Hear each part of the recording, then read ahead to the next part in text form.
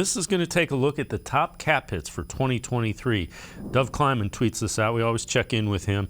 Deshaun Watson, a $54.9 million cap hit for the Browns. Now, they're going to restructure and work that out because they need to get some more money to go out and do what they want to do. Eventually, those bills come due, though.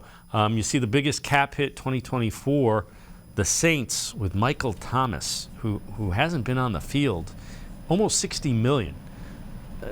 But back to the point, that's a big cap number. Andrew Berry will extend it out. There'll be a signing bonus. He'll convert, and that will create some cap space. But eventually, you run up to a wall where you got to make some tough decisions. Yeah, I mean, I was even just looking at it on overthecap.com. They restructure, according to them, with Deshaun Watson's contract. It suddenly turns into about almost $33.7 million in cap space freed up, and all of a sudden that cap hit becomes a lot less significant, and you free up a ton of salary space to make the kind of moves that the Browns might need to make to get the pieces Jim Schwartz needs on his defense. But yeah, like you said, those bills come due, and eventually, you know, if Deshaun Watson is the player that the Browns hope he is, I mean, he's going to be potentially a Brown for the next decade or whatever, and those are problems you worry about maybe in 2029 or 2030 or whatever. You know, even though you're going to eventually have to pay those things, we also have to remember the salary cap's going to go up and up and up because of the new deal with Amazon Prime. I believe NFL Sunday Ticket now has a deal with YouTube TV.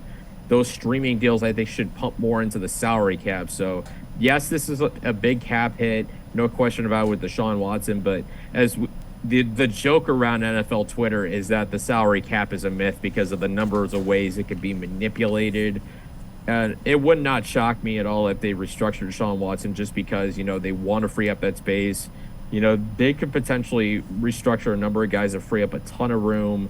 It's just about, you know, who's going to be willing to do that. And if, you know, the Browns are, like you said, willing to pay the price down the road, because, I mean, the Saints are the perfect example of what happens when those bills come due. I mean, almost $60 million cap hit for Michael Thomas. Yep. You know, if we're talking to Michael Thomas about 3 years ago, yeah, that would be a little more, little easier to swallow. But with how banged up he's been lately, that is a huge, that's a tough pill to swallow. Hadn't been on the field in a couple of years consistently. The other thing is now those contracts have language where they don't really have an option to renegotiate. It's you convert it to a signing bonus. Nobody's losing any money. You're paying the money up front. So it'll be interesting to see. I'm sure there will be several of the Browns that do that because they need some cap space.